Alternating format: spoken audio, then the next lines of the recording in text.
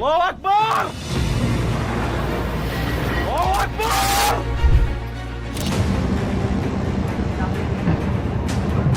Tell me, what is the worst ship crash you can think of? Off the top of my head, I can only think of Titanic. Then it got me thinking, the sea is vast, and there must be many, many more. Ready for some wild seafaring accidents? Alright, so on January 13th, 2012, something seriously bad went down. The Costa Concordia, a huge cruise ship with over 4,000 people on board, hit a rock near Giglio Island in Italy. The impact tore a massive hole in its side. Water rushed in fast, and the ship tilted. Complete chaos broke out. People were scrambling, some jumping into the sea because lifeboats weren't launching properly. In the end, 32 people didn't make it out alive. But the real question is, how did it happen? Well, the captain was completely incompetent. So was most of his crew. He had taken the ship far too close to shore, trying to show off with a salute. And after creating the disaster, he left the ship while people were still on board. In the Navy world, that's a big no-no. The whole thing turned into one of the biggest ship disasters in modern history. I mean, it took over 2 years just to get the wreck out of the water.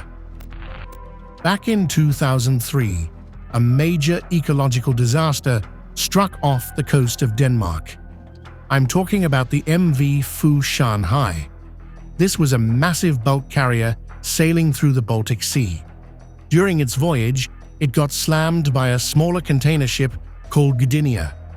The fault was later found to be entirely with Ganilda, as its captain failed to take the appropriate actions to avoid a collision. The crash ripped a hole into the side of Fu Shanghai, and it started going down slowly. The crew tried everything to save it, but it wasn't happening. Within a few hours, the entire vessel sank. Luckily, no one died, but the whole thing was terrifying to watch. On top of that were the environmental implications, since the ship leaked tons of oil and fertilizer into the ocean.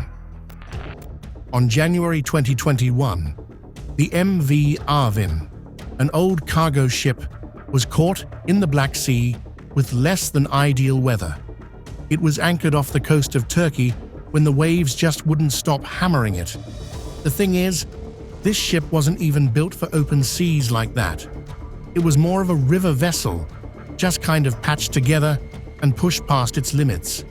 The waves hit hard. The hull started flexing, creaking, and within seconds, it cracked in half, literally snapped right in the middle. The crew had no time.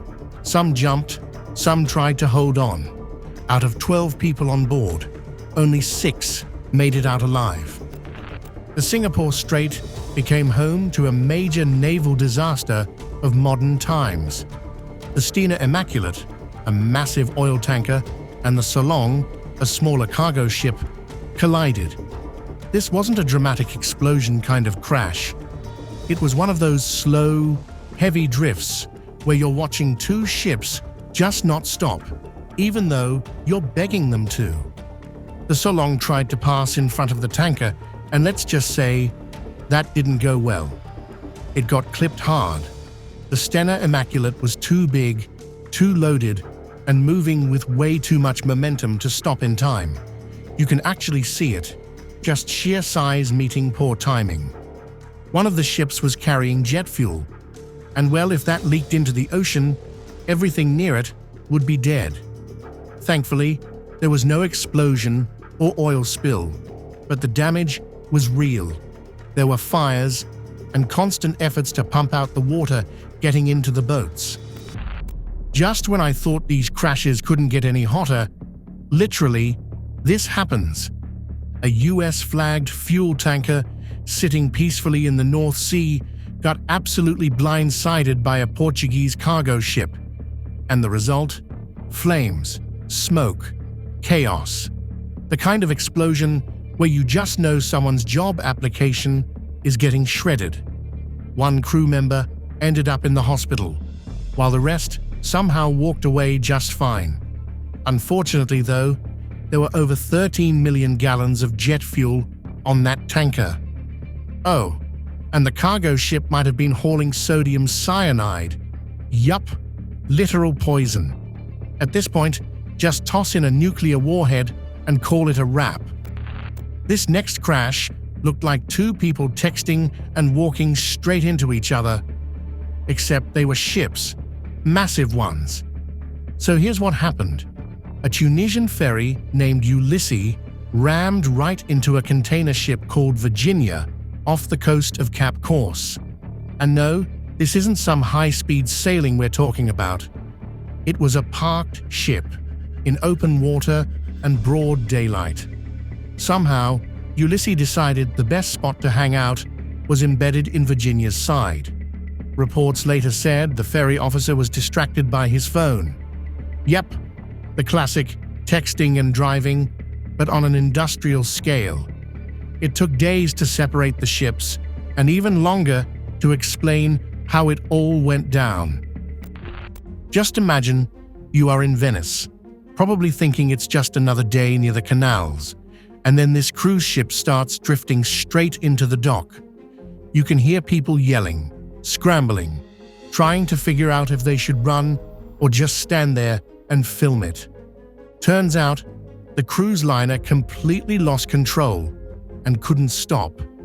It slammed into a tourist boat and crushed the side of the dock. 5 people ended up injured, and the video, it looks unreal. It's like watching a slow-motion train wreck, but on water with a 13-deck high beast honking the whole way down. 2 Carnival ships crashed into each other in Cozumel, and honestly, it was unreal to watch. The Legend just slowly pushed into the side of the Glory like it had no brakes. It wasn't super fast, but it was bad enough to shake everyone up. Luckily, no one died, but yeah, definitely not what you expect on a relaxing cruise vacation. Have you ever seen a ship crash like it missed its parking spot by a whole continent? That's exactly what happened in Gran Canaria back in 2017. This is the Armas Ferry, and yep, it's doing exactly what it shouldn't be doing, plowing full speed into the dock like it forgot it was 75 meters long and made of steel. This wasn't a little bump. It slammed so hard it tore through the port wall and even damaged a fuel pipeline nearby. You can see the chaos on the ground. Vehicles stuck. The whole port basically shut down. Honestly, I don't know what went wrong here. Steering issue, engine failure, someone sneezing at the wheel. While that was bad, I have an accident at sea even worse. On May 25th, 2016, off the coast of Libya, an overcrowded fishing boat packed with migrants trying to escape war and poverty flipped over in the middle of the sea. Some were wearing life jackets, many weren't. Panic hit fast. People screamed, scrambled, and disappeared below the surface. 5 were confirmed dead, but honestly, the real number is probably much higher. These boats aren't built for open water or hundreds of passengers. They're desperate escapes, not safe journeys. What's worse is, you could hear rescuers shouting, begging people to sit down, to stay calm, but almost no one listened. As a result, the boat just gave out. A total tragedy. This massive Russian cargo ship just casually drifted straight into a bridge in South Korea, like it was trying to parallel park with its eyes closed. It didn't even look like it tried to stop. Just boom, straight into the side. No one was hurt, thankfully. You've got the MV Matanuska, a 400-foot-long ferry, calmly gliding in. And then suddenly, slams right into the Ocean Beauty seafood processing plant in Petersburg, Alaska. Now, I've seen ships hit each other, miss ports, even drift off course. But this was different. This felt like watching someone accidentally drive a bus into a grocery store. Have you ever seen two ships play chicken in open water? Because this looked like the worst game of it ever. One ship cruising like it owns the ocean, the other just existing in its path, and boom. I mean, how do you miss something that big coming at you? It's not like they're subtle. The impact was wild. You can see the front ends just fold like soda cans. Let me put it like this. Imagine being in freezing waters, and instead of quietly protesting, someone decides to aim their ship straight at another one. That's exactly what Sea Shepherd did in 2007. Their vessel, Robert Hunter, charged straight into a Japanese whaling ship. Their mission was to disrupt whaling operations, and they went all in, no middle ground. Can't say I agree with the approach. On December 20th, 1987, the MV Dona Paz, packed with over 4,000 passengers, collided with the MT Vector, an oil tanker carrying thousands of gallons of gasoline. There was a fire. Then came an explosion, and in minutes, the sea turned into an inferno. There were no life vests, no distress signal. Most people were asleep. Others jumped into flaming water with nowhere to go. Of all the 4,000 on board, only 24 survived. Here is the kicker. The Vector was operating without a proper license. The Dona Paz was overcrowded beyond belief. To this day, it remains the deadliest maritime disaster in history, a tragedy that still haunts the sea. The El Faro disappeared into the Atlantic in 2015, swallowed by the sea with winds tearing through at over 130 miles per hour. It was carrying cargo, a full crew of 33, and heading right into the worst weather. Somewhere along the way, the power failed, the ship flooded, and it never made it out. Days passed, wreckage surfaced, and the ocean kept the rest. No goodbyes, no second chances, just silence, the kind that stays with you. The Arvin wasn't just a boat, it was a symbol. Sleek, fast, built for protest, it cut through Antarctic waters to challenge whalers without using force.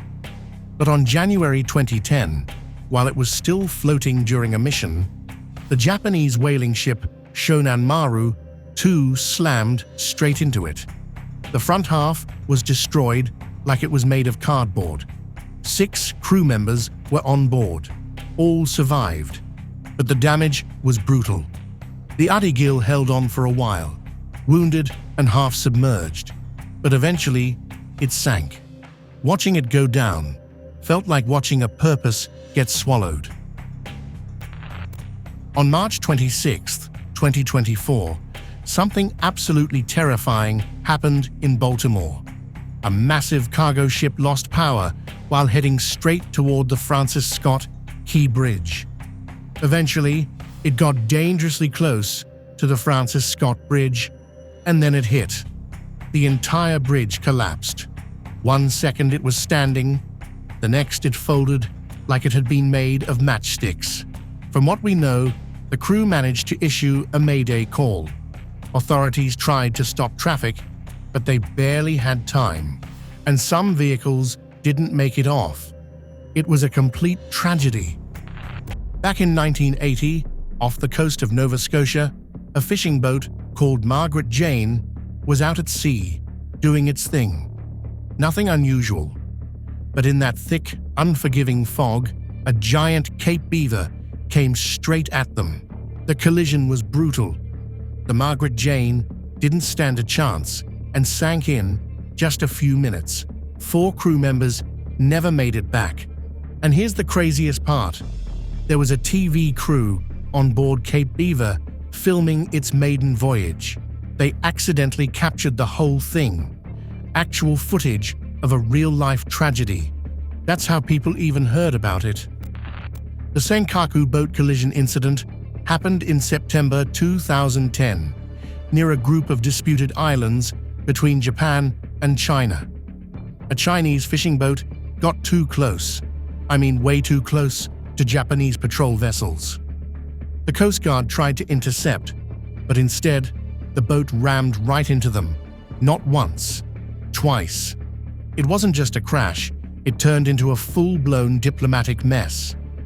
Japan arrested the Chinese captain, which China did not take lightly.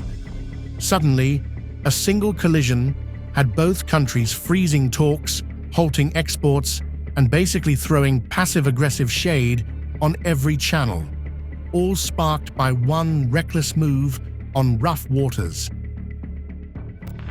The MV Salem Express sank on December 15, 1991, and what happened that night still gives people chills. The ferry was heading back to Egypt from Saudi Arabia, packed with pilgrims returning from Mecca, but they never made it home. Just hours before reaching port, the ship struck a coral reef near the Egyptian coast. It ripped open the hull near the bow, water rushed in fast, and within 20 minutes, the whole ship went under. There were over 600 people on board. Survivors? Only 180. The rest were trapped in their cabins. Some were still wearing their seatbelts. It all happened too fast. And to make things worse, there were serious allegations about the ship's maintenance and overloading. A trip that should have been sacred ended in silence, loss, and heartbreak. The USS Fitzgerald, a US Navy destroyer, collided with a massive Philippine-flagged container ship, the ACX Crystal, just off the coast of Japan in the early hours of June 17, 2017. It was pitch black, around 1:30 a.m., and most of the crew was asleep. The impact ripped a huge hole into the starboard side, flooding the berthing compartment instantly. 7 sailors were trapped and drowned in their beds. The damage was so intense that it nearly sank the destroyer. The bridge was a mess. Communication was delayed. Navigation errors piled up. And in the aftermath, multiple Navy officers were relieved of duty. On August 21, 2017, the USS John S. McCain, another US Navy destroyer, collided with a Liberian-flagged oil tanker, the Alnic MC, near the Strait of Malacca. It was broad daylight, but inside that bridge, chaos was unfolding. A steering control transfer went wrong. The crew lost control for just a few moments, but that's all it took. The tanker tore through the McCain's port side. Water flooded in fast, and 10 sailors lost their lives. The search and rescue lasted days. This was the second major US Navy crash in just 2 months. I guess the US was really having a bad year. On September 28, 1994, the MS Estonia left Tallinn for Stockholm and never made it. The ferry sank in the Baltic Sea in the middle of the night, taking 852 lives. The official story says a bow visor broke off, letting seawater flood the car deck. But survivors reported hearing strange bangs before the disaster. And here's where it gets suspicious. Swedish media later revealed the ship might have been used to transport military equipment. Instead of raising the wreck, authorities sealed it off with concrete and passed an agreement to ban diving. Back in 1911, there was this yacht called the Ganilda. It wasn't one of those small yachts either. It was fancy, really expensive, owned by a wealthy guy from New York. He took it up to Lake Superior, but didn't want to pay for a local guide to help him navigate. Bad idea. He thought he knew better. Turns out, he didn't. The yacht ran into a rocky area and got stuck. Instead of getting proper help, he tried pulling it out with a tugboat, and that just made it worse. The Ganilda then promptly tipped and sank. No one died, but the whole thing was a complete farce. What's wild is the wreck is still down there today, in super clear water, just sitting. The HMHS Britannic was bigger, stronger, and meant to be safer than the famed Titanic. But instead of carrying luxury passengers, it was turned into a hospital ship during World War I. But like the Titanic, it had a bad fate awaiting it. In November 1916, it was cruising through the Aegean Sea when it hit a mine. The explosion was massive, and the damage was intense. Water started flooding in fast. Now here's where it gets crazy, because they thought this ship was unsinkable too. Like, guys, did you not learn your lesson the first time? In less than an hour, the whole thing went under. 30 people died, and many of them were in lifeboats that got sucked into the still-turning propellers. Now that's a horrifying way to die. One of the survivors on board had already survived the Titanic disaster, so it was her second rodeo. Now here is the irony. Britannic was built to avoid the Titanic's mistakes. It just didn't get the chance. The Shaan Maru is one of those shipwrecks that feels like it's stuck between history and mystery. It was a Japanese cargo ship, later used for war during World War II. In February 1944, during a massive US attack on Truk Lagoon called Operation Hailstone, it was hit and sank. Now it's sitting down there like an underwater time capsule. What's interesting is the things it is carrying. There are fighter planes still inside the cargo hold, and coral growing over rusted guns and machinery. It is a war museum preserved at sea. No wonder divers from all over the world call it one of the most surreal places to explore. Leaving museums behind, let's look at one of the most historic ships that crashed, the Endurance. The Endurance wasn't taken out by war or collision. It was crushed by nature. Back in 1915, explorer Ernest Shackleton set out to cross Antarctica. But his ship, the Endurance, got stuck in the Weddell Sea, trapped by thick pack ice. The ice didn't just freeze it in place. Over weeks, it slowly squeezed the wooden hull until the entire ship cracked and sank. The crew stranded. For months, they camped on ice, rowed lifeboats across freezing seas, and did everything they could to survive. And well, it paid off. Not one of the 28 men died. Now here is the wild part. Over 100 years later, in 2022, they actually found the wreck intact and frozen in time. This one hit hard. A Navy speedboat slammed into a passenger ferry near Mumbai, killing 13 people, including one of their own officers. The ferry was on its way from Elephanta Islands to the gateway of India, packed with nearly 100 passengers, when the speedboat lost control and collided. 13 lives gone, just like that. One of them was a Navy officer. 99 others were pulled out in time, thank God. But can you imagine being on that boat? That's it for today's video. Which one of these ship crashes shocked you the most? Let me know in the comments down below. Like, share, and subscribe to the channel for more content like this coming your way. Until next time, goodbye.